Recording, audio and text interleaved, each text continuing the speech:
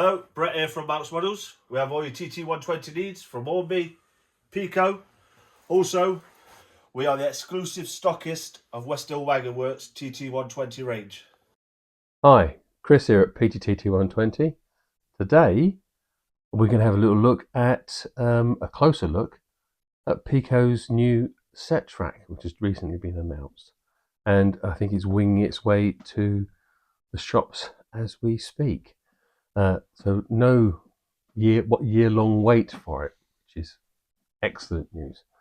Now, if anybody has seen Railway Modeler, and there's this new making a start in TT120. We'll have a chat about that in a moment. There's an advertisement for the SET TRACK. I thought that was what we were going to see. We might have to wait a while, but Steve Haynes, the sales manager at Peco, and I think I might have Ian, the rep, to thank for this as well. But they've got in contact with me, Peco that is, and said, Peachy, can we send you over the SET TRACK? Now these are the production samples for you to do a review on. I said, of course, yes, please. Now at the same time, they've also announced the I think they're a Great Western style set of signals, and those are currently winging their way over the wall and up to the Outer Hebrides. I don't know how long it's going to take to get there, but I know that Greg at Mac Trains is waiting with bated breath because he's going to be reviewing those signals. So keep an eye on his channel. If you're not aware of it, pop along and have a look at Mac Trains and subscribe. He does some great stuff. And he'll be looking at those signals. And now I'm just looking at the track. Okay. So what we'll do today is we'll have a look at the packaging. We'll have a look at the product itself. Okay. Then we'll have a little look on how it relates to and how it can be used with their previously released Streamline. Now, and we'll come back to that in a second. And then at the end of that, something you'll notice if you've read this, Peco have been really quite proactive in their conversation in this little giveaway leaflet about their collaboration, albeit unofficial, with other manufacturers that are supporting this new scale. They discuss Hornby. They also mention Revolution's trains, and also I think the sterling work that Brett and Malk have been doing at Malk's Models, and also, and no coincidence, my channel sponsor Hill Wagon Works. So what we'll do is, like I said, we'll have a closer look at the new product. We'll look at how it fits in with the rest of the TT120 range from Peco, and we'll also look at some of the Hill Wagon Works products that have been specifically made to complement Code 55, which is the rail style and size. I think it comes from, it originally was used as a fine scale end gauge rail, but it's perfect for what we do. So yeah, that's what we're going to do. First of all, before we dive right into it, I know. Well, I think that if we don't discuss certain elements of what's going on here, then there'll be a vacuum. And although I obviously will want you guys to comment below, give us your opinions, your wish lists, etc., because Peco will be watching this video, obviously.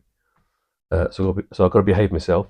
But if we don't talk about, I feel like if I don't talk about some of the potential issues that some people have already mentioned on the various Facebook posts and other social media, that we will leave a vacuum for possible negative comments, which we're not at home here for. We don't do negative. What we want is constructive conversation. Okay. So the first thing that we'll talk about is the thing that a lot of people have already mentioned in this past week since this was announced, or past few days really, not past week, and that is why have they done set track? Why haven't Peco expanded the Streamline? Because a lot of people, not a lot of people, there is a lot of experienced modelers who love the Streamline system, who prefer it to Hornby for whatever reason, are really have been really hopeful that soon we would have an announcement for Y point or a three-way point or a double slip. Although, let me warn you, be careful what you wish for, because they can be sometimes quite difficult to operate. But also curved points, because curved points can be a great space saver. If all your track switching is happening on the straights, that leaves you on the curves, that leaves you a longer straight for platforms or stockyards, etc., etc. Now, I had a chat with Steve Haynes today, and we covered over some of this. And I don't, for one moment, I want to assure you that I'm not. I don't have some sort of inside track on their business plan or their business reasons. But we did have a conversation about this, so we'll just touch on it lightly now. The set track that they've produced, to a certain degree, it will be compatible with the Streamline.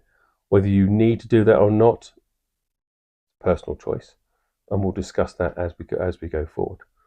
But I think it's predominantly because the feedback they've received has been from you, and like it or not, the majority of you guys, there's a big percentage of you guys are new to the hobby, which is probably one of the reasons why the Hornby set track has been so popular.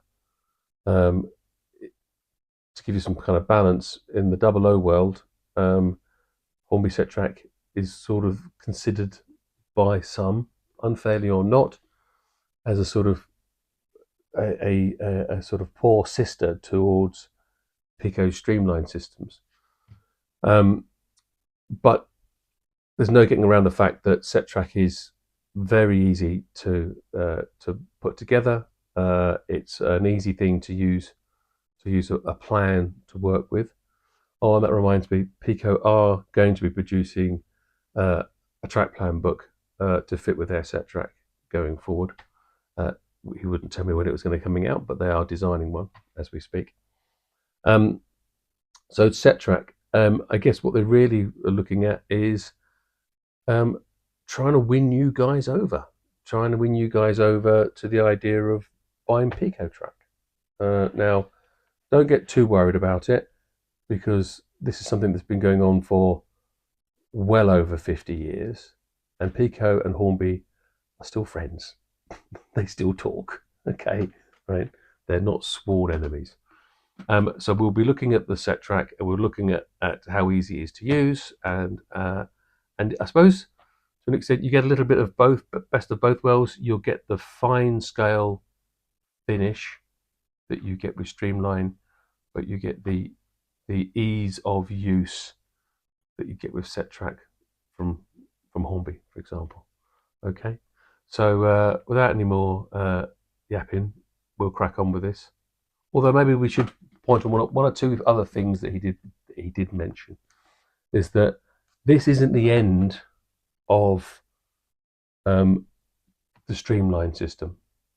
No, if you do look at Peco's website, or Browser Sheffield, or TMC, or Malk's Models, and go and look at what's on offer, you'll notice in the other scales they pretty much go side by side, set track and the Streamline. So there's a choice, and that's, I guess, what Peco are trying to achieve, is that they will be moving both of these forward, set track and Streamline, which predominantly has closer ratio when it comes to the curves, so that your track's a little bit closer together, etc., etc. Or you can choose how close you want your track together to get more prototypical look, depending on what locos you're running. So going forward to next year, we should be looking at more releases in both Set Track and also in Streamline. Okay. I'm sorry, he wouldn't give me details of what those were, and if he had, I wouldn't tell you if he told me not to. But he hasn't told me what those details are. But it doesn't take, there's only a limited amount of extra things there are to be. It all depends on what order they come in. Whether or not we see, in the pipeline, I could well imagine that we'll get concrete flexi track, that we'll get, as I already mentioned, curve points, Y points, freeway points, and slips, whether they're double or single. And also, of course, when it comes to the set track, this is quite a basic start, but there'll be other radiuses coming. There will be specific points, so that the track is set at a specific position apart, and we'll get into that in a bit. And I think also something that Hornby do, that Peco also do, which is quite nice, is they do starter sets. And they'll be producing a starter set in this set track system. Okay. And I think another thing for you guys to look out for. Right. Let's open the boxes and have a look at them, shall we? New from West Hill Wagon Works, the diesel fueling point double track kit in TT120 scale for Co 55 track. Don't forget, if you use the TT120 at checkout, you'll get a 5% discount. Okay, let's start with the curves.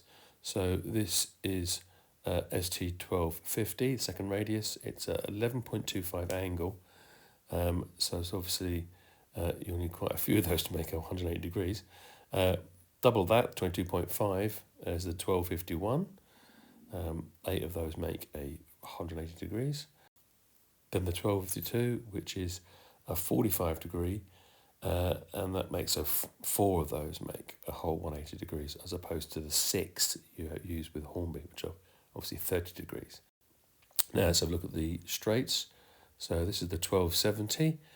This is the short straight. Then you have what they would call the standard straight, which is 118 millimeters, which is still quite short. But those combined, I think those measurements might be the same as the medium Unifrog from Streamline. And then you've got the 1272, which is the double length at 236. Now, let's get those out of the packet and have a good look at them. Tum-to-tum. Pop. And they're normally wrapped in a piece of tissue or something. So there we go. Right. You may have noticed I've already opened them. So let's have a look at these closely. Get this lot out of the way. There you get 4 pieces here. Now, they are, as I said before, they're just the same pattern as Streamline, so just as detailed. They've got these 3 spaces on the underside. It is all still linked together, so it's not flexi, but I'm wondering whether they're for clipping things underneath, like the power clip or something like that. Although I do believe they are going to produce a powered fish plate for making it easy connection.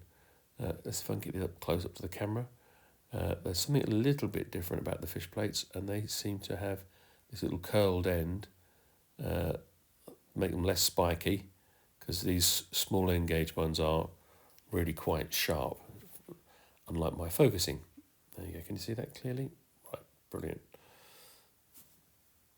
Yeah, and also they've got the pre-holes in ready for the pins, and we'll talk about those again later. We use the end gauge pins for those. Right, I'll save you the unboxing. So we have 4 of the double straight, 4 of the normal, 4 of the short, for the 45. You get an 8-pack in the standards, that still makes 180 degrees. And then you've got these 1, 2, 3, 4 of these little ones, which may well be handy for working with the points. We'll have a look at that as we go on with the build. And one of the things we want to talk about first of all is these sit absolutely dead flat straight out of the packet. Now, I know Hornby have sorted this now, but initially people were having issues and you had to twist the Hornby stuff to sort of release the tension. Otherwise, they sort of were sitting at an angle and weren't quite pulling round to the correct radius.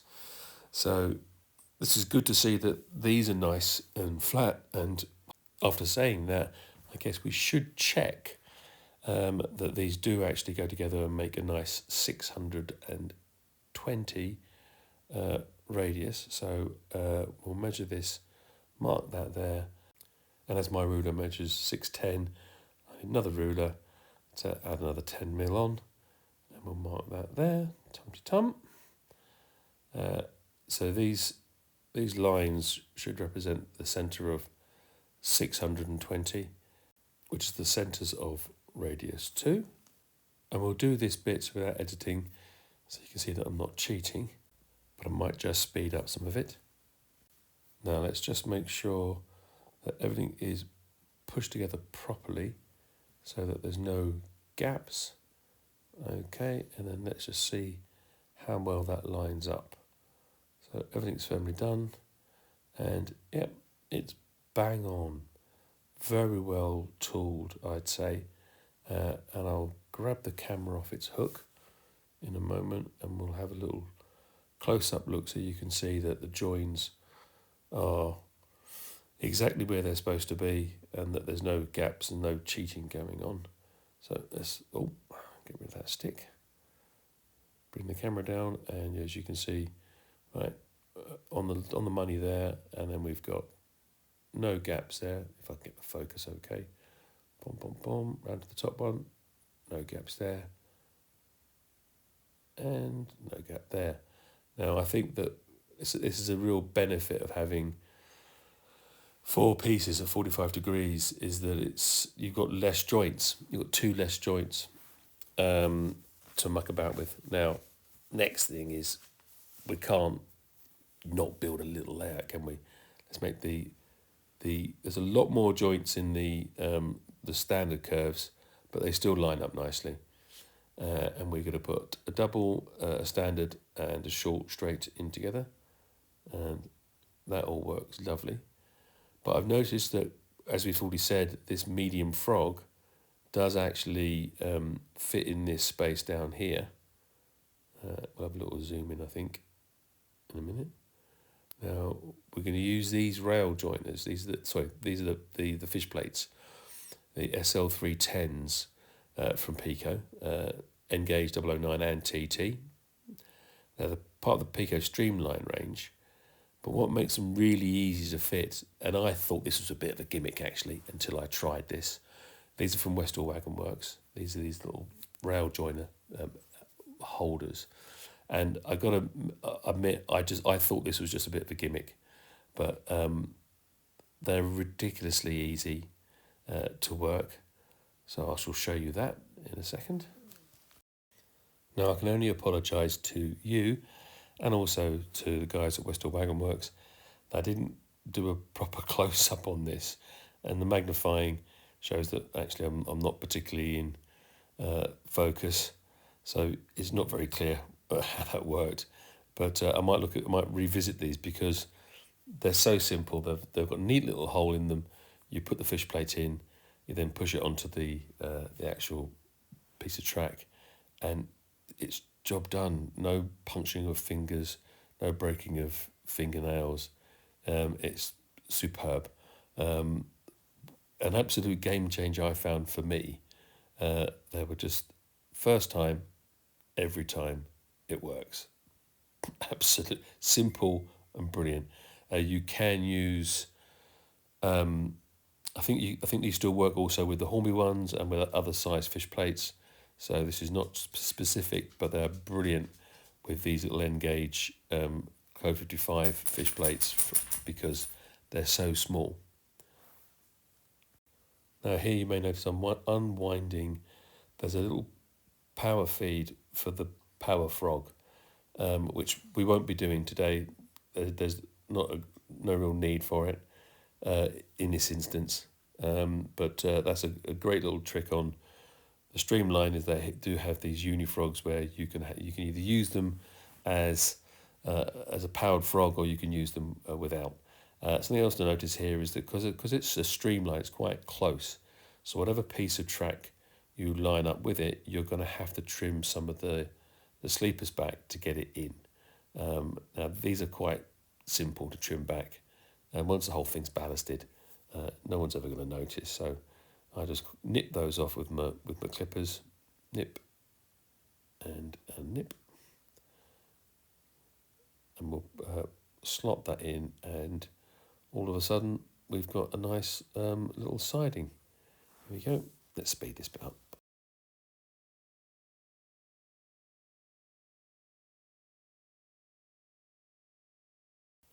Now I changed my mind, decided to have the point going to the outside so I could have a nice little feeder rail. Again, this close-up shows you that it's the same length as the standard and the short. But if you put a short in and a short curve, then this track spacing now becomes the same as the rest of the Streamline system, which is 36 millimeters. So that's quite good to know that those two little pieces will do that. And to prove that, I shall put a point up in here and line that up with that. As you can see, that lines up with 36 mil as a spacing. Now that's not the same as the 43 mil, which is the considered standard and the one that Hornby uses, which is why Peco will be bringing out some set track points. Now let's have a look at the rest of the Streamline range. This is the SL1200, big box of the Code 55 wooden sleepers, and you get a 3 foot length here, or 900 and something millimeters. Quite an excellent piece of track. Works out really quite economical. And if you use their set tracker, that keeps it nice and straight. These are the short unifrogs, the SLU 1291, 1292, and you've got the 94 for the crossover, 9.5 and 9.6 for the medium ones, which is the ones that work best with this. The joiner sleepers help you when you're cutting up the various bits of flexi track. Nice buffer stop kits that come at the end, and we're going to be using these track pins. Now, another handy trick from Hill Wagon Works comes with these track pin holders. Now, we'll do a close-up this time. They have a little magnet inserted in the end. So you put your little N gauge pin in on there. That holds it up nice. And then you just need to locate it into the pinhole. Now, I'm on insulation foam, so I can actually push this in. But you can hold that and hit that with a pin hammer. I'm just going to just push it down. There we go. And then push it down with my finger. But that's because I'm in builder's foam. If you're using it to go into wood, then this is a very, very handy tool. Get your fingers out of the way. There it is again with this little magnet. As you can see, it sits on a radius 2 curve quite nicely. Okay, again, a simple but excellent piece of kit from Hill Wagon Works. Now we've got it partially pinned down and all nice and tidy and straight. It'd be rude not to see how smooth it is. Now, I'm using DC.